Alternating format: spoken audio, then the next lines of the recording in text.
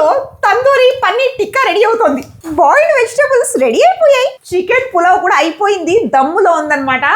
So ఇవాళ నా dinner అద్రిపోబోతోంది అనమాట. మంచిగా స్టార్టర్లో పన్నీర్ టిక్కా, మెయిన్ కోర్స్లో మంచిగా చికెన్ పులావ్, అలాగే డైట్ కాన్షియస్ మా ఆయన కోసం బాయిల్డ్ వెజిటబుల్స్. ఇవన్నీ ఏఎంసీ కుక్వేర్లో అవుతుందన్నమాట. జస్ట్ 15 minutesలో మనం వితౌట్ ఆయిల్ కుక్ చేసుకోవచ్చు. బాయిల్డ్ వెజిటబుల్స్ అయితే వితౌట్ వాటర్ కుక్ చేసాము. చికెన్ పులావ్ ఏంటంటే వితౌట్ ఆయిల్. అలాగే పన్నీర్ టిక్కా కూడా ఇండక్షన్లో ఇలా ఫ్లిప్ చేసి పన్నీర్ టిక్కా కుక్ అయిపోతుంది అనమాట. ఎవ్రీథింగ్ ఈజ్ లైక్ చాలా హెల్త్. ఎందుకు ఏఎంసీ కుక్వేర్ చూస్ చేసుకున్నాను అంటే హెల్త్ కావాలి కదా. 100 ఏళ్ళు బతకాలంటే ఏం కావాలి? మంచి హెల్త్ కావాలి.